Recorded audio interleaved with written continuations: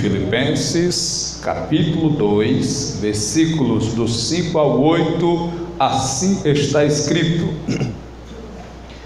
de sorte que haja em vós o mesmo sentimento que houve também em Cristo Jesus, que sendo em forma de Deus, não teve por usurpação ser igual a Deus, mas aniquilou-se a si mesmo, tomando a forma de servo, fazendo-se semelhante aos homens, e achado na forma de homem, humilhou-se a si mesmo, sendo obediente até a morte e morte de cruz.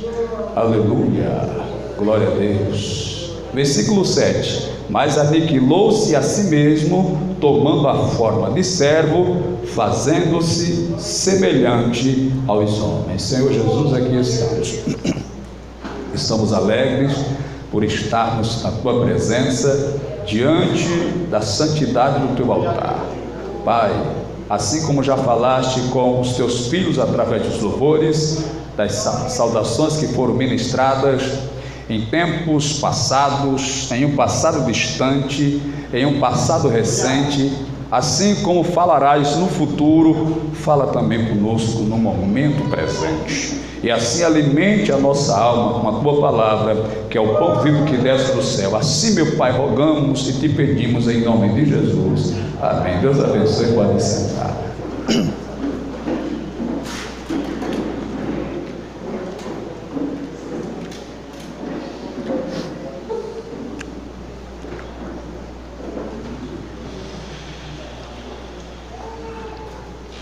Se você olhar para a lua, você consegue ver a beleza de Deus.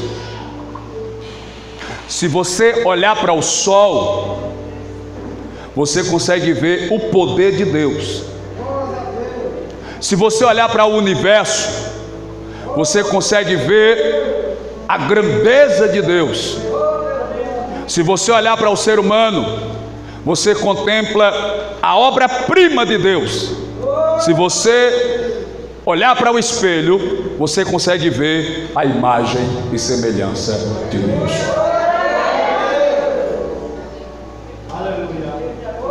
Pois Deus nos fez a sua imagem, conforme a sua semelhança. Macho e fêmea os criou.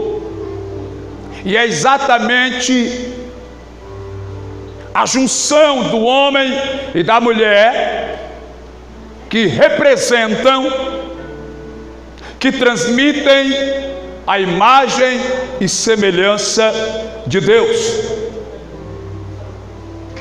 Só que o pecado do homem lhe tirou o atributo de ser a imagem e semelhança de Deus. Através do pecado do homem, fora tirado dele esse privilégio, este atributo de ser a imagem e semelhança de Deus. E isso não é algo para um ou outro ser humano na terra, não. A Bíblia diz que todos pecaram e destituídos ficaram da glória de Deus. E esta desobediência, entre várias punições, entre vários castigos, também foi dado ao homem, foi trazido pelo homem a punição de ser expulso do jardim do Éden. O jardim do Éden seria o melhor lugar para o homem habitar em todo o universo. Mas a desobediência do homem fez com que ele perdesse esse direito e fosse arrancado, tirado, expulso do jardim. Louvado seja Deus. Ora, a consequência mais grave do pecado é a morte. O salário do pecado é a morte. O homem pecou e, como consequência, fora tirado do lugar de onde ele não queria sair. Foi tomado do homem aquilo que ele não queria perder. Foi transformado o projeto que ele não queria que fosse transformado. Aleluia. Fora-lhe arrancado aquilo que ele não queria que você não entendeu, mas eu vou melhorar. Aleluia. Tudo aquilo que Deus te deu, ninguém pode tomar. Agora será tomado se você desobedecer ao Senhor. Então o homem é afastado do jardim, mas Deus é pai, não é padrasto. E Deus, como qualquer pai, sente falta do filho que está longe, que está distante. E o Eterno, Ele quer novamente comungar com o homem, ter intimidade e comunhão com o homem. Mas a situação pecaminosa do homem não lhe permite estar na presença de Deus. Lembra que um dia Moisés pediu para ver a glória de Deus, e Deus lhe respondeu dizendo: Moisés, homem nenhum pode ver a minha glória, porque no estágio de pecado, aquele que vê a minha glória morre, Moisés. Então o homem não podia se relacionar com Deus, nem Deus se relacionar com o homem. Mas Deus vai sentir falta do homem. Aleluia. Então Deus, Ele quer novamente ter comunhão com Deus. Mas para que Deus tenha comunhão com o homem e o homem tenha comunhão com Deus, o homem precisa voltar ao estágio de ser a imagem e semelhança de Deus. O homem perdeu. Então como é que o homem vai poder agora estar na presença de Deus se ele perdeu o status de imagem e semelhança de Deus? Aí Deus, Ele disse: já que o homem não pode ser a minha imagem e semelhança, eu vou me tornar semelhante ao homem. Aí Deus começou a traçar alguns projetos para poder estar com o homem. Veja, quando o povo saiu do Egito e passaram 40 anos no deserto, eles moravam em tendas, cabanas, casas montáveis, feitas de lona, de couro de cabra. Aí Deus disse: pô, eu quero me relacionar com o homem, mas nós temos que ser semelhante. O homem não pode se tornar semelhante a mim, eu vou me tornar parecido com eles. Aí Deus chamou Moisés e disse: Moisés, faz uma tenda para mim, faz um tabernáculo para mim, porque eu quero me parecer com o homem, para poder novamente voltar a ter comunhão com o homem. Porque o fato, meu, de nós estarmos aqui nessa noite, não é porque nós, aleluia, queremos ter comunhão com Ele, é porque Ele quer ter comunhão com você. Porque a minha vontade e a sua vontade era de estar no mundo do pecado, nos prazeres. Estamos aqui porque o Espírito Santo, a serviço dos céus, tem nos trazido a presença de Deus. E isso porque Deus, Ele quer ter comunhão conosco. Mas a nossa vontade, o nosso desejo é pecado, é o mundo, são os prazeres da terra. Porque mesmo quando o homem ele deseja ter comunhão com Deus, ele não consegue. Eu vou lhe explicar por quê. É por isso que existe uma diferença entre religiosidade e cristianismo. Vou lhe mostrar a diferença entre religiosidade e cristianismo.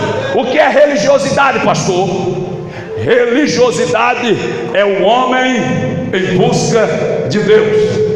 Veja, logo que Adão pecou, ele já cozeu para ele folhas de figueira para fazer um avental, aleluia, porque ele não queria que Deus chegasse e me encontrasse nu. Aí quando Deus chegou, que viu eles nus, matou um animal e fez roupa de peles de animal para cobrir a sua nudez. A religiosidade constrói ou costura folhas, o cristianismo mata cordeiro. Religiosidade é o homem querendo se encontrar com Deus. Cristianismo é Deus querendo se encontrar com o homem. Quando o homem, a mulher, quer ir ao encontro de Deus, Satanás impede. Satanás coloca barreira, Satanás coloca dificuldade, Satanás coloca problema. A roupa se rasga, o marido briga na hora de você ir para a igreja, a mulher fica brava, a mulher cria uma confusão, o vizinho cria um problema, o seu filho faz uma besteira, acontece uma série de coisas, aí você não consegue vir para a igreja, porque é você querendo ao encontro de Deus. Quando é o homem que vai ao encontro de Deus, Satanás pode impedir. Agora, quando é Deus que decide ir ao encontro do homem, quando é Deus que decide levantar o homem, quando é Deus que decide encher, eu quero ver Satanás impedir. É por isso que você está aqui nessa noite. Não é porque você é bonitinho, é bonzinho, não. É porque Deus foi lá te buscar para a sua presença. Aleluia! Faz uma tenda, Moisés, porque eu quero me relacionar com o meu povo. E para relacionamento tem que ser semelhante. Veja que Adão no Éden, ele queria ter um relacionamento conjugal. Ele viu que o elefante namorava a elefanta, a girafa namorava o girafa, a zebra namorava o zebro, o tatu namorava a tatoa, o pavão namorava a pavoa, o guiné namorava a guinoa, o peru namorava a perua, a galinha namorava o galo, o boi, aleluia, namorava a vaca, a cobra namorava o cobro. Mas Adão não tinha uma semelhante para se relacionar, porque para se relacionar tem que haver semelhança. É por isso que a Bíblia diz: segui a paz com todos e a santificação, sem a qual ninguém verá a Deus, sem a qual ninguém terá relacionamento com Deus, sem a qual ninguém receberá a presença de Deus. Oh, aleluia! Aleluia! Mas aí, passaram-se os 40 anos no deserto, o povo entra em Canaã, passa-se mais umas dezenas ou alguns séculos. Davi tem uma ideia de construir um tabernáculo, ou melhor, de construir um templo.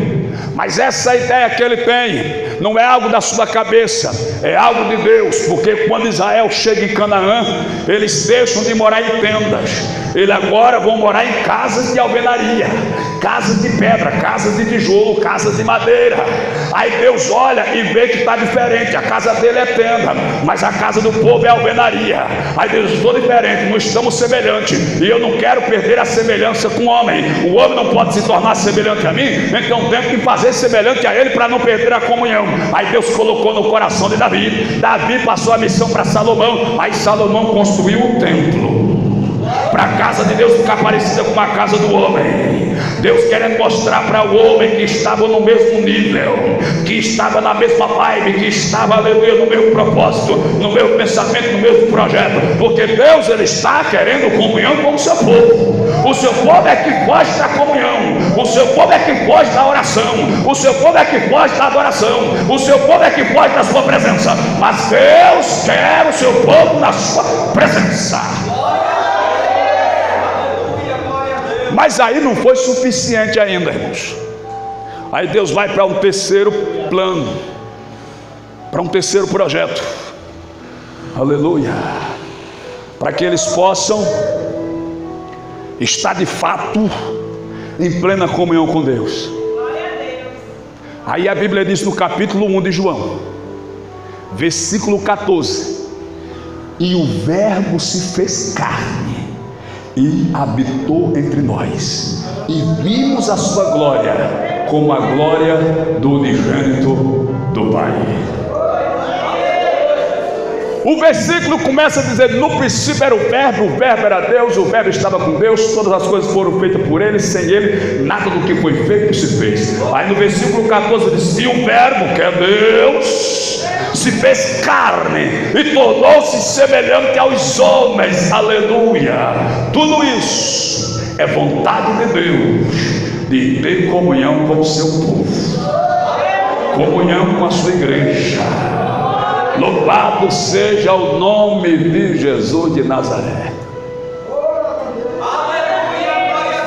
Veja o texto que li, diz assim: de sorte que haja em vós o mesmo sentimento que houve também em Cristo Jesus, que sendo em forma de Deus, não teve por usurpação ser igual a Deus, mas aniquilou-se a si mesmo, tomando a forma de servo e fazendo-se semelhante aos homens. Porque o homem não entende a voz de Deus, não entende os projetos de Deus, não entende os pensamentos de Deus. Deus, quando fala como homem. Veja que quando Jesus foi batizado por João no Jordão, Jesus, ou Deus, falou do céu, dizendo: esse é o meu filho amado em que eu tenho prazer. João entendeu, mas o povo ouviu aquela voz com barulho de trovão, não entenderam nada. Quando Moisés subia para o monte para conversar com Deus e o povo ficava no pé do monte, Deus falava lá em cima, o povo embaixo escutava toque de trombeta, toque de buzina, e não entendia nada. Então o homem, o estágio natural, pecaminoso e normal, não entende quando Deus fala. Aí Deus disse assim: então para ele me entender, eu tenho que fazer semelhante a eles, eu tenho que me parecer com eles, eu tenho que usar a linguagem deles, eu tenho que usar o comportamento dele. Aí o verbo se fez carne e habitou entre nós. É por isso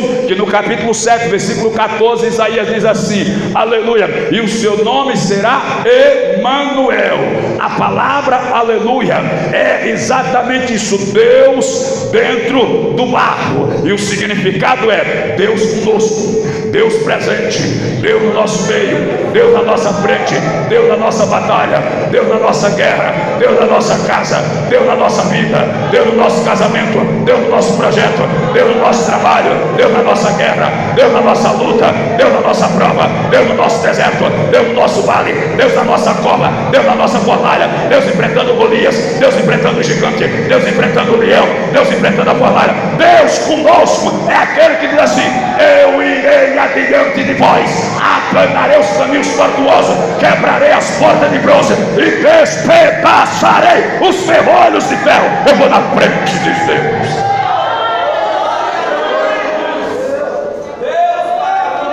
Aleluia. Mas o objetivo de Jesus de se parecer com o ser humano é tão forte que ele se despiu da sua glória e veio aqui à terra. Ele tirou a sua roupa de glória, se despiu da sua roupa de glória e veio aqui à terra. Só para você ter uma ideia como é a roupa de Jesus na eternidade, a Bíblia diz que um dia Jesus chamou Pedro, Tiago e João e subiu para um monte. Não se sabe ao certo que monte era esse, acredita-se que foi o Monte Tabor, o nome do monte. E lá em cima do monte, a Bíblia diz que apareceu Moisés e apareceu Elias e conversava com Jesus. Pedro, Tiago e João ficaram espantados. Pedro ficou tão extasiado que chegou até o Senhor e disse: Senhor, bom é estarmos aqui. Se o Senhor quiser, é só o Senhor dizer, é só o Senhor mandar. A gente constrói 3 tendas, uma para o Senhor, uma para Moisés e outra para Elias. Aleluia. É só o Senhor falar e a gente fica morando por aqui mesmo, porque o negócio aqui está bom, o negócio aqui está maravilhoso, o negócio aqui está gostoso. Ei, quando o homem de fato entra na presença de Deus, começa a sentir, a desfrutar da sua presença, ele não se preocupa com a dívida, não se preocupa com gás, não se preocupa com a água, não se preocupa com a energia, não se preocupa com a beira, não se preocupa se a roupa é nova, não se preocupa se a roupa é velha, não se preocupa se está empregado, não se preocupa se está desempregado. Ele quer adorar e aproveitar a presença. Glória! Senhor, bom é estarmos aqui.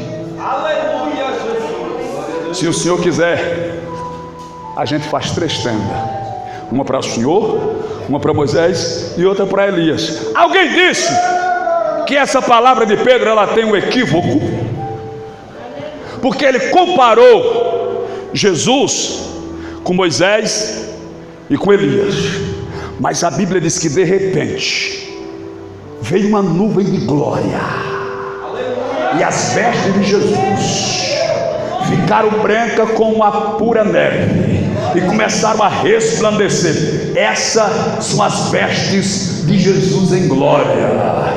E ele exatamente se despiu dessas vestes para andar como homem no meio do seu povo. Aleluia. O Apocalipse, quando João tem a revelação na ilha de Patmos, ele o vê com um vestido talar. Roupa talar é porque aqui no pé do ser humano existe um osso chamado talo, é o nome do osso, perto do calcânio, que são ossos do calcanhar. Então uma roupa talar é uma roupa que chega à altura desse osso, do talo, uma roupa talar. E a sua roupa é uma roupa talar, resplandecente. Ele tem um cinto de ouro no peito. Louvado seja o nome de Jesus. A Bíblia diz que a mulher do fluxo de sangue, 12 anos sofre do fluxo de sangue. Ela ouve falar de Jesus e diz: Jesus faz milagre, Jesus é poderoso.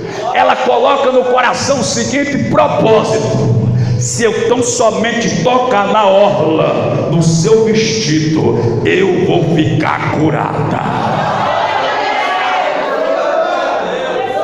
Eu só quero uma oportunidade para tocar na orla do seu vestido.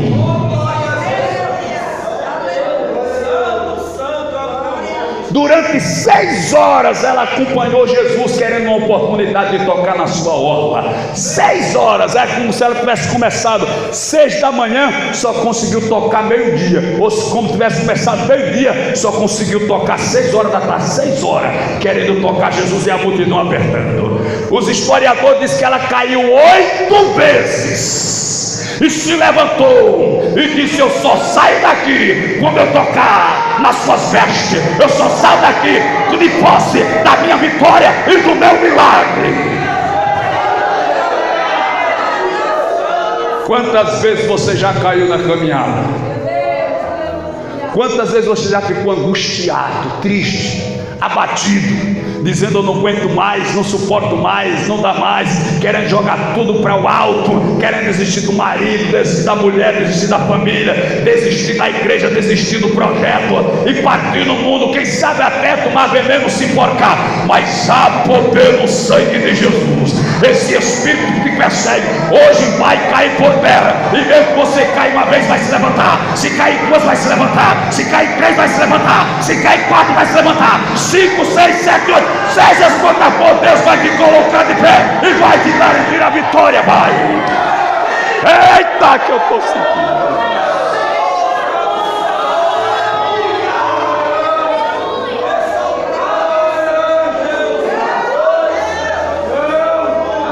Aí a Bíblia diz que de repente, com muito esforço, com muito sacrifício, com muita dificuldade, não é fácil receber o milagre, irmão. Se você está pensando que receber bem é melzinho na chupeta, desista. Quem quer vitória tem que lutar, guerrear, partir para cima.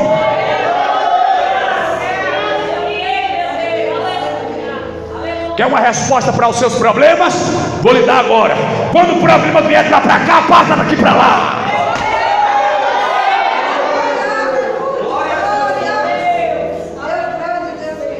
O Senhor está na frente. Ela só fez tocar, sentiu na hora. Não foi negócio de rapaz, parece, eu estou achando. Não, sentiu na hora que estava curada, a hemorragia cessou. Aleluia, estancou.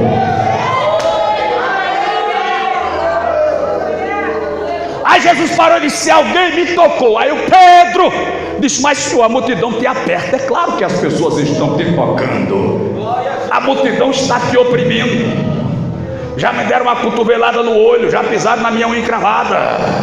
Aleluia, é claro que está apertando, Senhor. Aí o Senhor disse: não, mas esse toque foi diferente, aleluia, porque tem muita gente que canta, mas esse cantou diferente, tem muita gente que prega, mas esse pregou diferente, tem muita gente que louva, mas esse louvou diferente, tem muita gente que adora, mas esse adorou diferente, tem muita gente que busca, mas esse...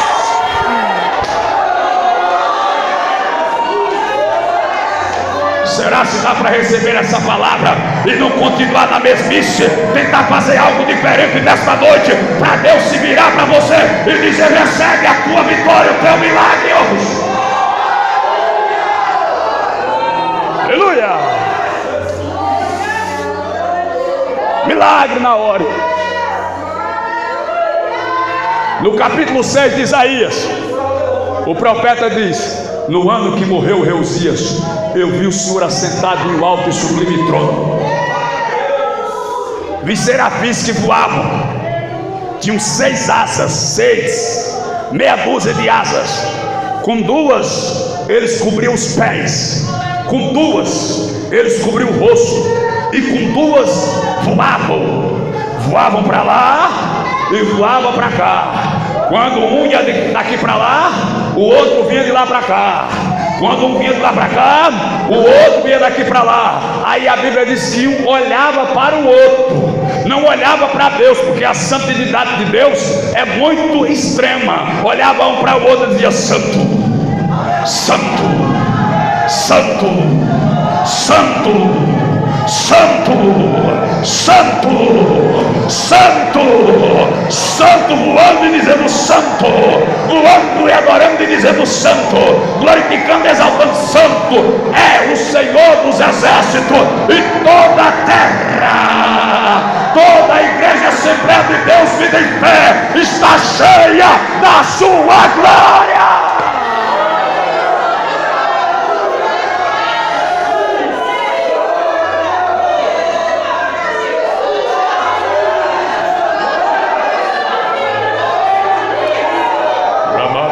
Toca no vestido dele, toca na orla dele, toca no manto do Senhor, toca pela fé, toca que o milagre vai acontecer. Ergue a tua mão e toca no vestido dele, toca no manto dele, aleluia, glória. Aí a Bíblia diz no capítulo 6 que o seu séquito, presta atenção que eu vou lhe dizer o que é séquito. O seu séquito enchia a casa, enchia o templo. Séquito tem 2 interpretações para séquito. A primeira interpretação para séquito é que é uma comitiva, no caso de Deus, uma comitiva de anjos que o acompanha, ou que é o mais apropriado, é a orla do seu vestido, que vai descendo, que vai tomando lugar, que vai enchendo o ambiente, que vai enchendo o templo, que vai enchendo, aleluia, o lugar. Ei, deixa eu dizer para você, a orla gloriosa do vestido do Eterno está descendo nesse lugar, está enchendo o lugar. E se você tiver fé suficiente para contemplar e para tocar na orla, pode se preparar, porque ninguém toca na orla do vestido do mestre para não receber vitória. Vai, vai, vai, vai, vai, vai, toca, toca, vai, recebe, se enche.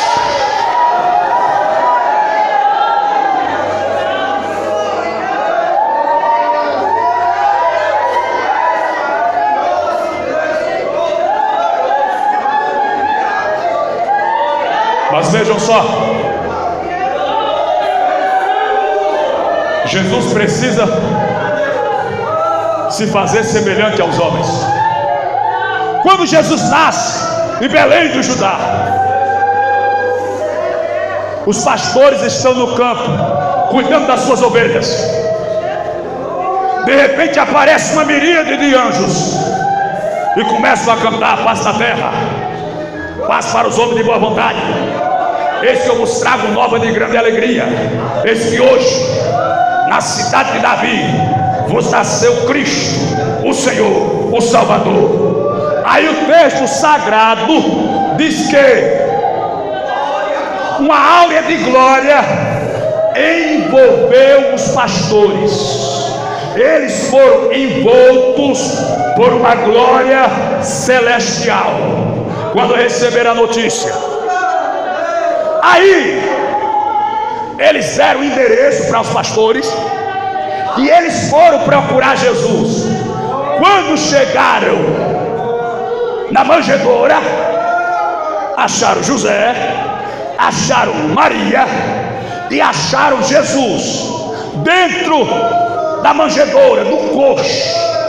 E a Bíblia diz que ele estava envolto em panos. Preste atenção.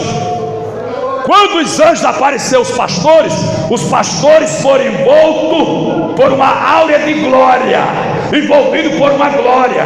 Quando os pastores chegaram onde estava Jesus, Jesus estava envolvido por panos. A glória de Jesus saiu e veio para os pastores, e a glória do homem pano veio sobre Jesus.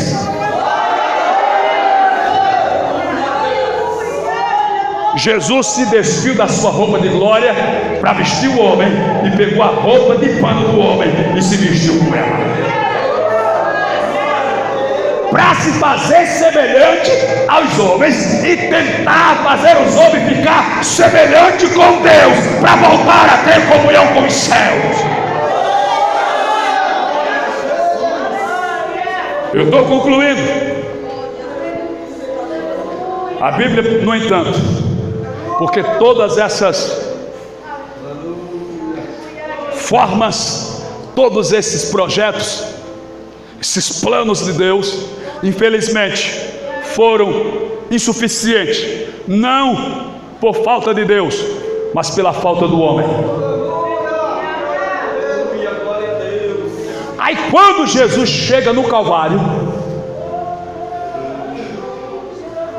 e vão prendê-lo na cruz,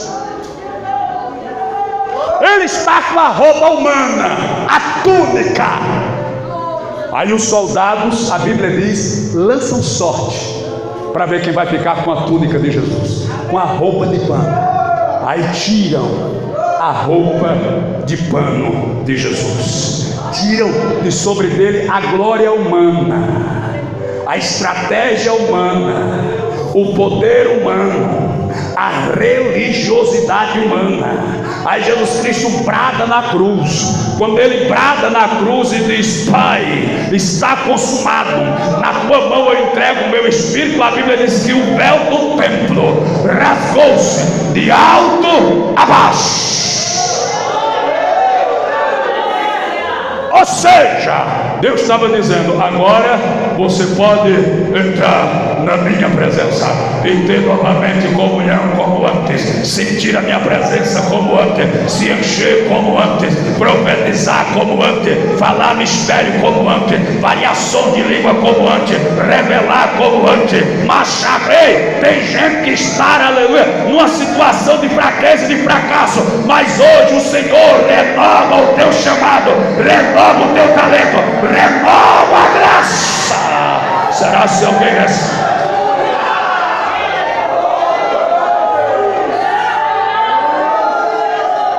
Aí Deus está no processo, está no processo, mas o homem nunca consegue chegar ao nível de se manter em plena comunhão com Deus. Mas no arrebatamento, preste atenção, estou concluindo, a Bíblia diz que será no momento, no piscar de olhos, ao toque da outra trombeta. Mas aí o apóstolo Paulo diz: mais importa que isso que é mortal se revista da imortalidade, isso que é corruptível se revista da incorruptibilidade.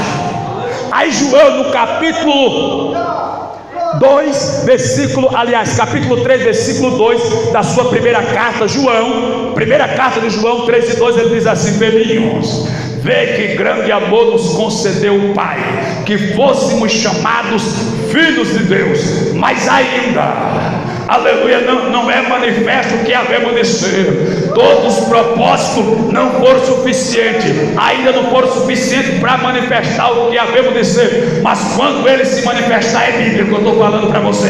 Mas quando ele se manifestar, está escrito, 1 João 3:12. Mas quando ele se manifestar, seremos semelhantes a ele, voltaremos ao início de tudo.